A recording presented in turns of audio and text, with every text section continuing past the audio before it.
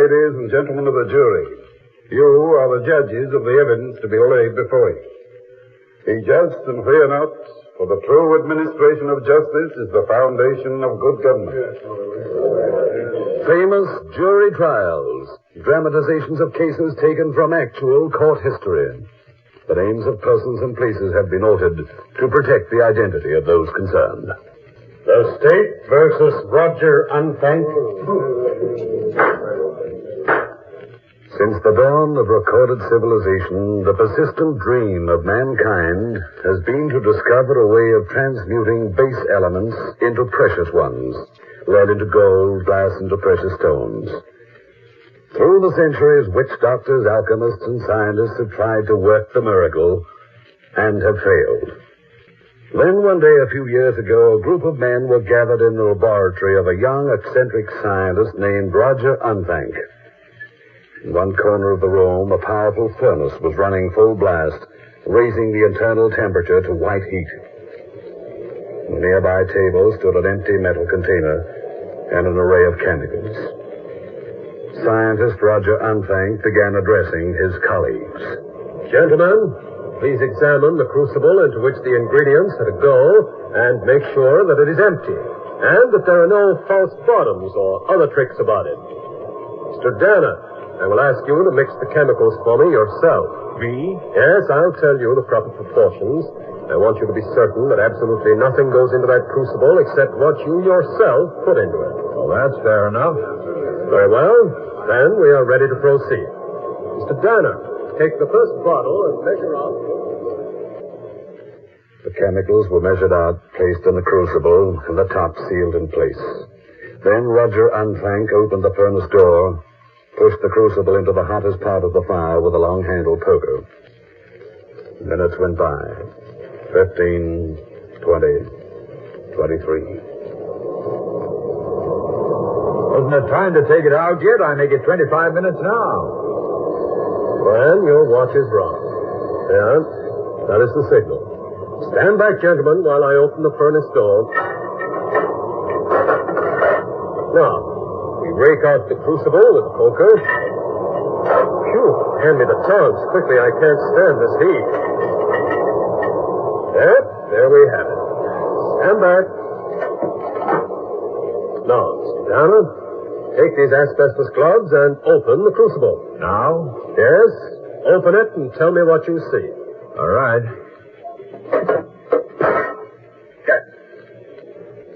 Diamonds. Oh, let me examine one of those stones. You better use the gloves. They're hot. Gentlemen, this stone cannot be distinguished from a genuine diamond. It is a genuine diamond, gentlemen.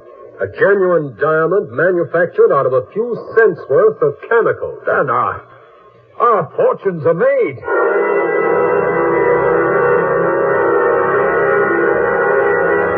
Famous Jury Trials presents The State versus Roger Unthank. We'll have tonight's story after this message on KNBR 68. Truth and nothing but the truth? I do. Mr. Danner, were you present at the experiment in Roger Unthank's laboratory last May 21st? Yeah, I was there. What became of the diamonds which were taken from the crucible at that time? Unthank gave them to me to permit me to have them examined. Mr. Danner, I show you 4 uncut diamonds and ask you if you recognize them. Yeah? Those are the stones he took from the crucible. I offer them in evidence. Let them be considered marked. Did you have them examined? Yes. I took them to a dealer in New York and had him appraise the stones. When William Danner took the diamonds to be appraised, the jeweler told him the stones were worth $1,000 and offered to buy them if Danner could get a certificate of origin for them, a certificate which must accompany any sale of uncut diamonds, stating where they were mined. Danner then took the stones to a super expert, one of the few men who can tell by looking at a diamond the exact mine from which it was taken. Without hesitation, the expert said that the diamonds Danner showed him came from a premier mine in South Africa. What did you do then, Mr. Danner? Well, I'd only taken the stones to the expert to see if he could tell the difference between these diamonds, which I thought were synthetic, and real diamonds. I was gratified that the stones deceived him, but I was a little uneasy on account of his very positive statement that they came from a particular mine. Objection. The witness's thoughts and speculations are not evidence. Strike that part out. It was possible, of course, that the characteristics of the artificial diamonds corresponded more closely to those taken from the premier mine than to any others, and the expert had thus been deceived. And, I went to Mr. Unthank and I told him I wanted another demonstration. The same witnesses were present, but I also had a well-known magician attend the proceedings to see if he could detect any trickery. And did he? No, he didn't.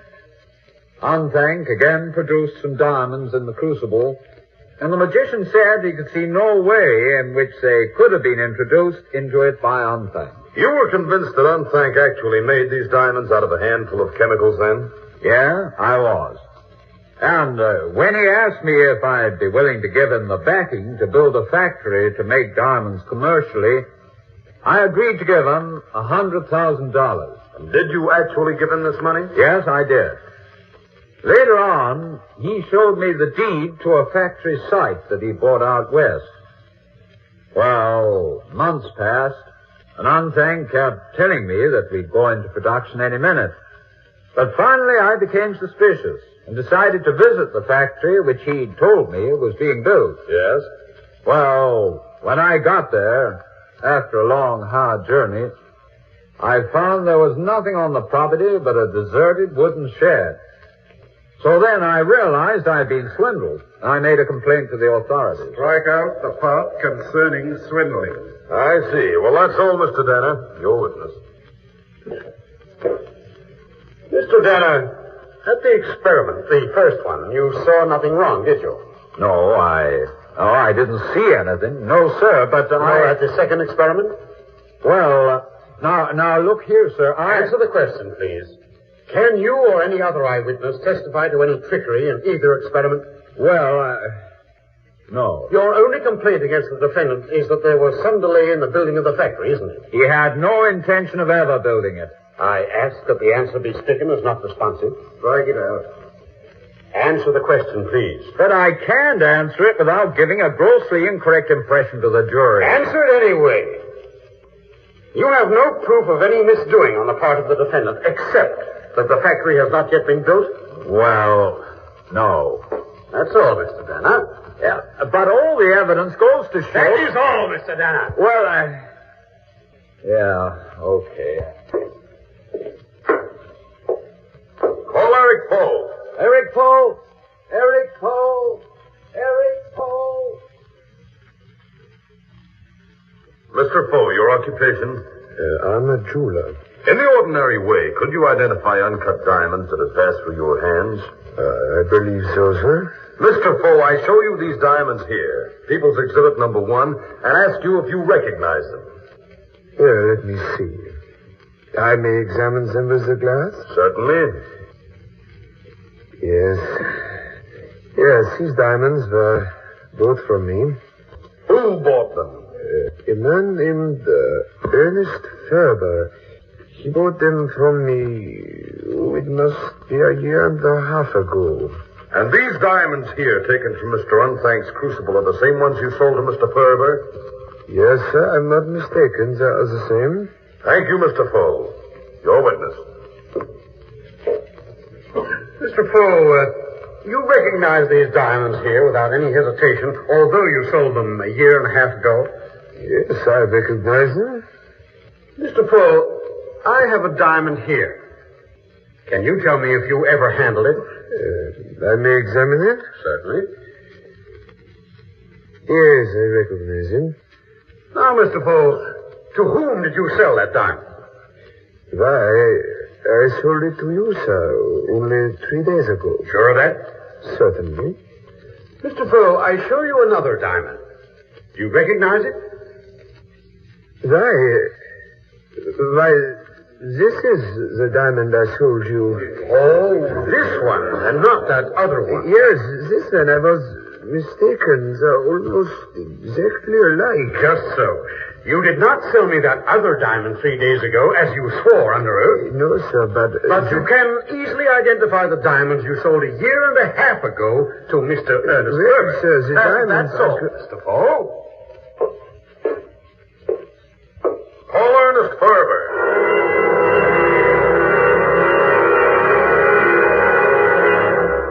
Could Roger Unthank manufacture diamonds? On the face of it, the thing seemed incredible. And yet to many in the courtroom, there seemed to be conclusive evidence that he could actually do so. We will continue with this strange case in just a moment. I'm back.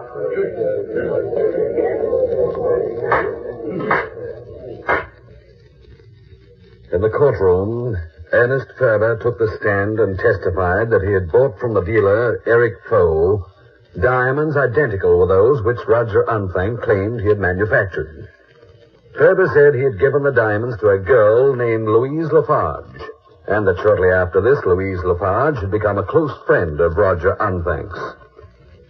Then the prosecution, contending that the uncut diamonds were not manufactured by the scientist, but had been given him by his friend, Louise Lafarge, rested its case.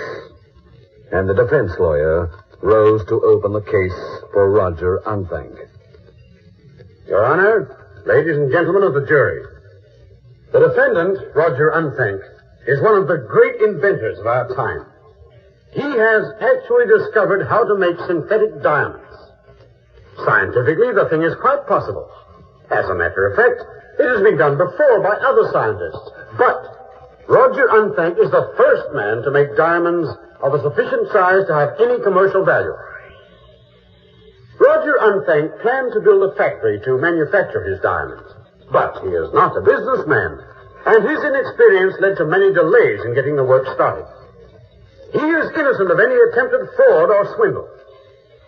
That is our case, ladies and gentlemen, and we will prove it to you beyond any reasonable doubt. I call my first witness, Louise Lafarge. Louise Lafarge! Louise Lafarge! Louise Lafarge!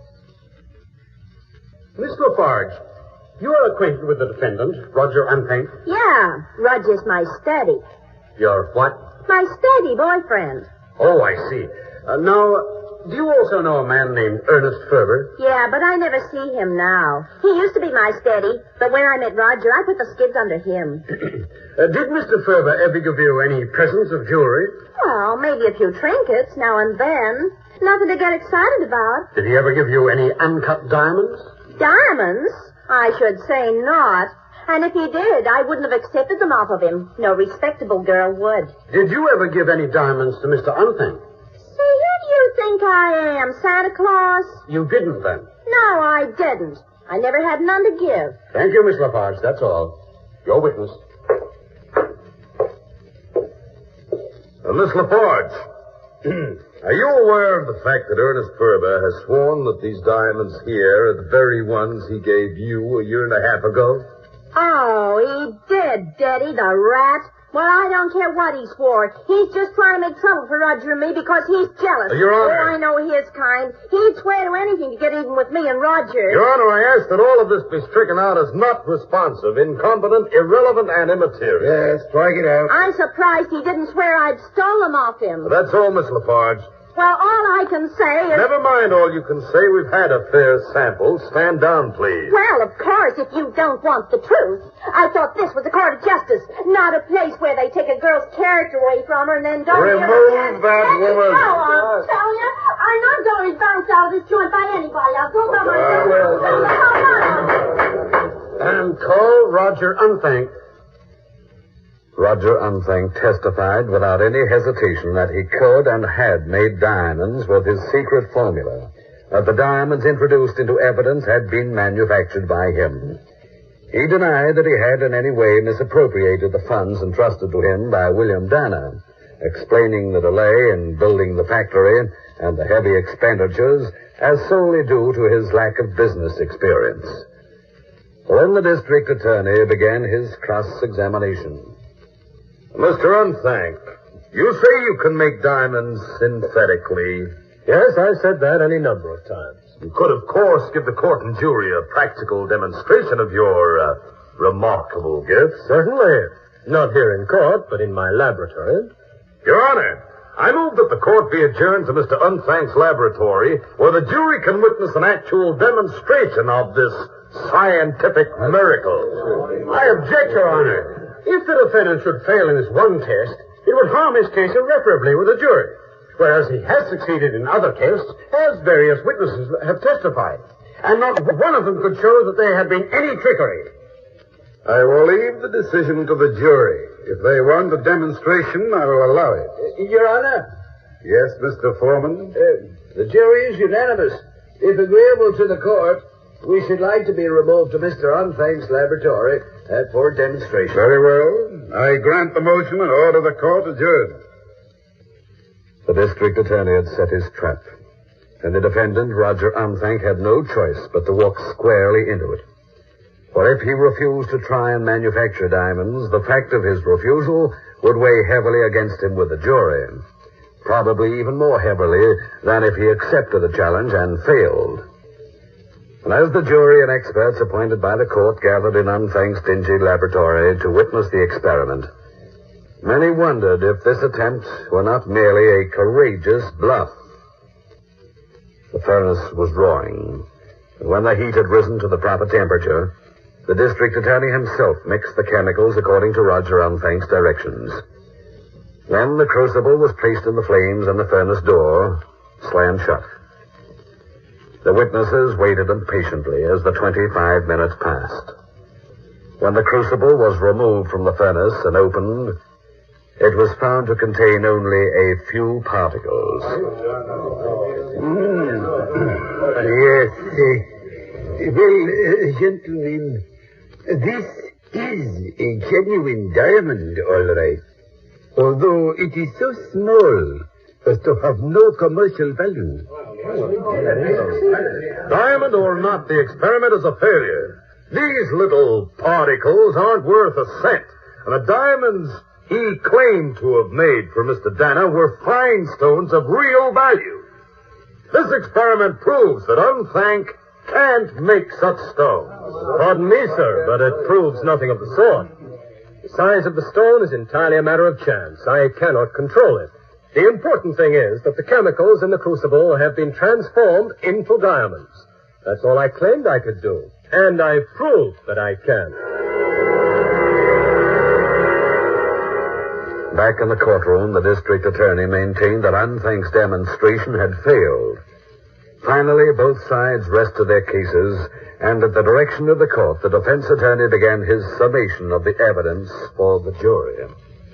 Your Honor, ladies and gentlemen of the jury, when I first came before you, I told you that Roger Unthank was a great scientist and inventor, but unfortunately a poor businessman. We have proved that contention. The district attorney has charged that Roger Unthank misused the funds entrusted to him.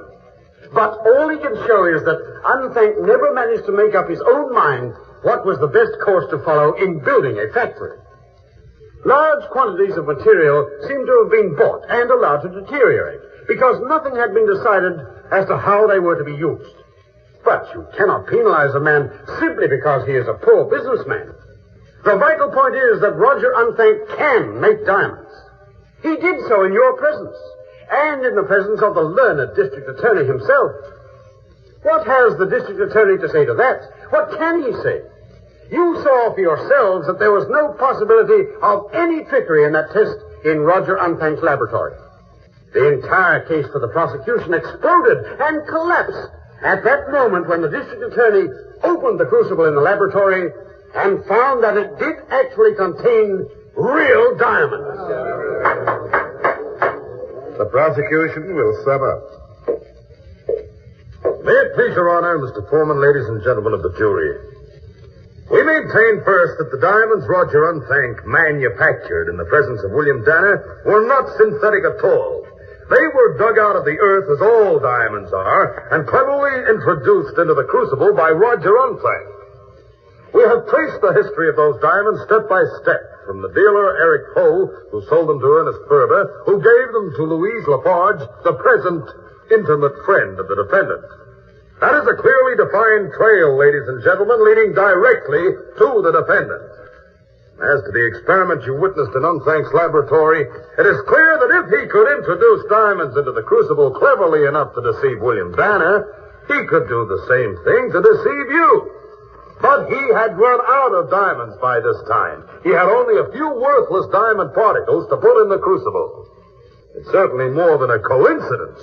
When all the diamonds originally sold by Eric Poe were accounted for, the defendant was no longer able to produce any diamonds. That is the evidence, ladies and gentlemen. Examine it carefully, and you will see that there is no room for any reasonable doubts of the facts. Roger Unthank is a clever, unscrupulous swindler. Only one verdict is possible. Guilty as charged. The judge will now instruct the jury. The jury retired to weigh the evidence for and against Roger Unthank. Was he a brilliant, erratic scientist, or was he a very clever crook who used some magician's trick to work the illusion that he could make diamonds? We will bring you the verdict in just a moment. The jury was out for more than 48 hours before it filed once more into the courtroom and faced the judge. Ladies and gentlemen of the jury, have you reached a verdict? Well, no, Your Honor. The jury has not been able to come to any agreement. We're hopelessly divided, and no agreement seems possible. Very well, gentlemen, you are discharged. The defendant's bail will be continued. Case set down for 2 weeks from today. Order back there. What's going on? It's a man trying to get in, Your Honor. He says he has important testimony to give. Well, bring him up here. Who are you, sir? My name is Henry Coates, Your Honor. I'm a broker. I have evidence which I think it is very important should be heard in this case. Why did you not come forward at the proper time and give it? I was traveling abroad on business and only got back earlier today. I see. Well, it is too late for you to give your testimony to this jury. It has reported a disagreement and has now been dismissed. However, we will hear what you have to say. If you will take the stand, please, I will question you myself. No, it will not be necessary to swear him in, Mr. Clark.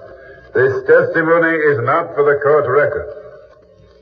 Now then, Mr. Cole, what have you to tell the court? Well, about 6 months ago, a man I know as Roger Unthank came to my office.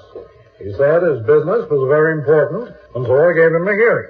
He wanted me to let it be known that I would finance him in the production of diamonds on a commercial scale.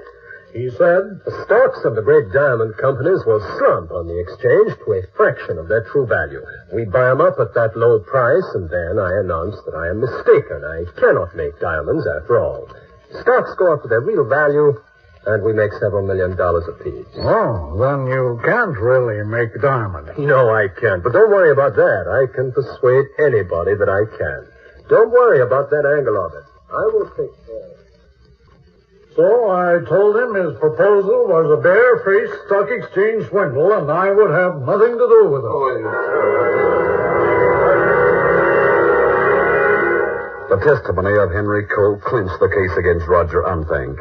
And at his retrial 2 weeks later, Roger Unthank was convicted and sentenced to 6 years in prison. And so ended the story of one of the most clever swindlers of our time.